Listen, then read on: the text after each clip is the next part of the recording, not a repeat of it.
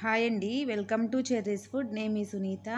ఈరోజు వీడియోలో తడిబియ్యం పిండితో చక్రాలు లాంటి వడియాలు ఎలా చేసుకోవాలో చూపించబోతున్నానండి.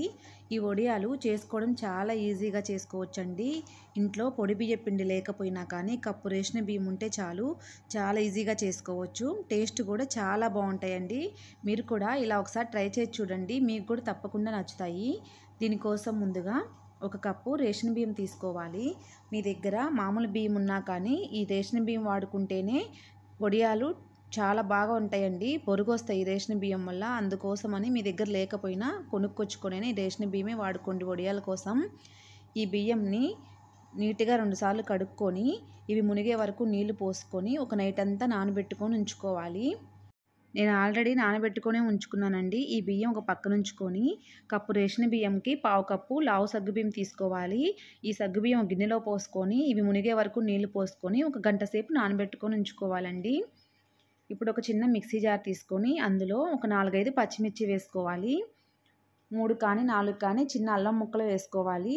మిక్సీ జారు మూత పెట్టుకొని వీటిని కూడా మెత్తగా గ్రైండ్ చేసుకొని పక్కన ఉంచుకోవాలి. ఇప్పుడు పెద్ద మిక్సీ జార్ తీసుకోవాలి. ఈ మిక్సీ జార్లో మనం నైట్ మొత్తం నానబెట్టుకొని ఉంచుకున్న రేషన్ బియ్యం ఉన్నాయి కదా, ఈ నీళ్ళన్నీ వంపేసుకొని ఈ బియ్యం వేసుకోవాలి. ఈ బియ్యం మునిగే వరకు నీళ్లు పోసుకొని కొంచెం బరకగా గ్రైండ్ చేసుకోవాలండి. ఈ బియ్యంలో పోయటానికి నీళ్ళకి కొలత ఏమీ ఉండదు. ఈ బియ్యం మునిగే వరకు పోసుకుంటే మనకి పల్చగా దోసల పిండిలాగా రావాలి. అందుకోసమని కొంచెం వాటర్ ఎక్కువైనా ఇబ్బంది ఏమి ఉండదండి, తక్కువైతే పిండి గట్టిగా ఉంటుంది. చూడండి, కొంచెం బరకగా ఇలా ఏలుతో పట్టుకొని చూస్తే కొంచెం నూకగా తగిలితే సరిపోతుందండి. మరి మెత్తగా వేసుకోకూడదు. ఇలా బరకగా ఉంటే మనకి వడియాలు వేయించుకునేటప్పుడు కూడా బాగా బోలొస్తాయి. ఇలా మిక్సీ వేసుకున్న ఈ బియ్యం పిండిని ఒక పక్కన ఉంచుకోవాలి. ఇప్పుడు స్టవ్ వెలిగించుకొని కొంచెం పెద్దగా ఉండే వెడల్పుగా ఉండే గిన్నె తీసుకోవాలి. ఇందులో ఒక కప్పు రేషన్ బియ్యంకి 4 కప్పులు నీళ్లు పోసుకోవాలండి. నేను కప్పున్నర రేషన్ బియ్యం తీసుకున్నాను, అందుకోసమని 6 కప్పులు నీళ్లు పోసుకున్నాను. ఇప్పుడు ఇందులో కొంచెం ఉప్పు వేసుకోవాలండి. ఈ ఉప్పు చూసుకొని మీరు మీ టేస్ట్కి సరిపడా వేసుకోండి. నేను 1/2 స్పూన్ వేశాను. ఈ నీళ్ళు కొంచెం వేడైపోయిన తర్వాత మనం నానబెట్టుకొని పక్కన ఉంచుకున్న సగ్గుబియ్యం వేసుకోవాలి. ఈ సగ్గుబియ్యం వేసిన వెంటనే గరిటెతో 2-3 సార్లు కలుపుకోవాలండి. ఎందుకంటే ఈ సగ్గుబియ్యం అడుక్కుపోయినాయి అంటే అడుగంటుతుంది ఊరికే మనం పిండి ఉడికించేటప్పుడు. అందుకోసమని గరిటెతో ఇలా 2-3 సార్లు కలుపుకుంటూ సగ్గుబియ్యాన్ని కూడా ఉడికించుకోవాలి. ఈ సగ్గుబియ్యం వేసాక ఇలా ఎసరు మంచిగా తెరలనివ్వాలండి. ఇలా తెరులుతూ ఉన్నప్పుడు మనం మిక్సీ వేసి పక్కన ఉంచుకున్న పచ్చిమిర్చి అల్లం పేస్ట్ వేసుకోవాలి. 1 స్పూన్ జీలకర్ర కూడా వేసుకోవాలండి. మనం ఇలా పచ్చిమిర్చి అల్లం పేస్ట్ జీలకర్ర ఈ నీళ్లు తెరులుతూ ఉన్నప్పుడు వేసుకున్నామంటే మనకి వడియాలు ఎన్ని సంవత్సరాలు ఉన్నా పురుగు రావడం అనేది ఉండదు ఇంకా. ఎందుకంటే అల్లం పచ్చిమిర్చి జీలకర్ర మంచిగా ఉడికిపోతాయి కదా నీళ్ళల్లో, అందుకోసమని. ఈ నీళ్ళు ఇలా మంచిగా తెరులుతూ ఉండాలండి. ఒక 2 మినిట్స్ అలా తెరలనివ్వాలి బాగా. మనం అల్లం పచ్చిమిర్చి వేసుకున్నాం కదా, అందుకోసమని. ఇలా తెరులుతూ ఉన్నప్పుడు ఇందులో స్టవ్ లో ఫ్లేమ్లో పెట్టుకొని మనం మిక్సీ వేసి పక్కన ఉంచుకున్న పిండిని ఇలా గరిటెతో కలుపుకుంటూ పోసుకోవాలి. నేను ఈ వీడియో హడావిడిలో స్టవ్ లో ఫ్లేమ్లో పెట్టడం మర్చిపోయానండి, అందుకోసమని స్టవ్ హై ఫ్లేమ్లోనే ఉంచుకున్నాను. చూడండి, మనం పోసిన వెంటనే పిండి గట్టిగా అయిపోయింది. ఇలా ఉండలు కడుతూ ఉంది. అయినా కానీ మనం ఏమీ టెన్షన్ పడే పని ఉండదు. ఇప్పుడు స్టవ్ లో ఫ్లేమ్లో పెట్టుకొని గరిటెతో ఇలా కలుపుకుంటూ ఈ పిండిని కొంచెం నిదానంగా ఉడికించుకున్నామంటే ఇలా ఉండలు కట్టుంది కదా, అదంతా కరిగిపోయి మంచిగా వస్తుంది.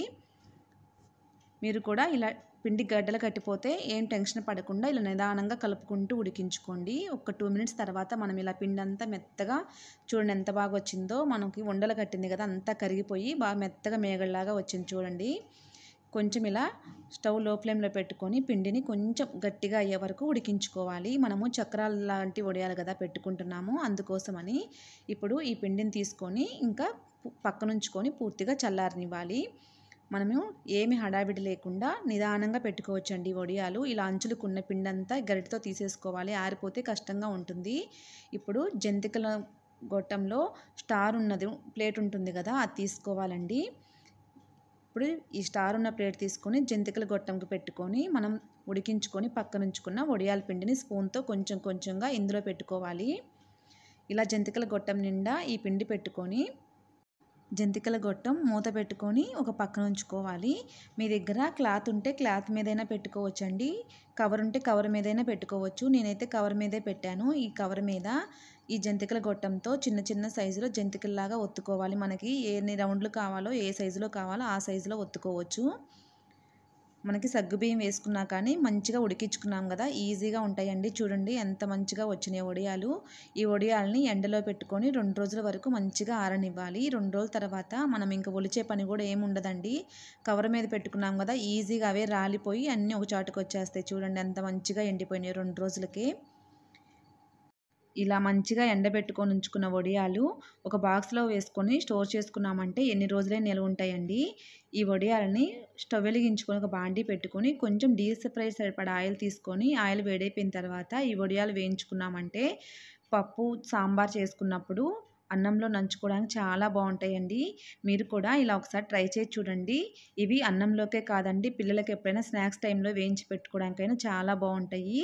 చాలా క్రిస్పీగా ఉంటాయండి. చాలా ఈజీగా చేసుకోవచ్చు. ఈ వీడియో మీకు నచ్చినట్టయితే లైక్ చేయండి. మీ ఫ్రెండ్స్కి షేర్ చేయండి. చెర్రీస్ ఫుడ్ ఛానల్ని సబ్స్క్రైబ్ చేయండి.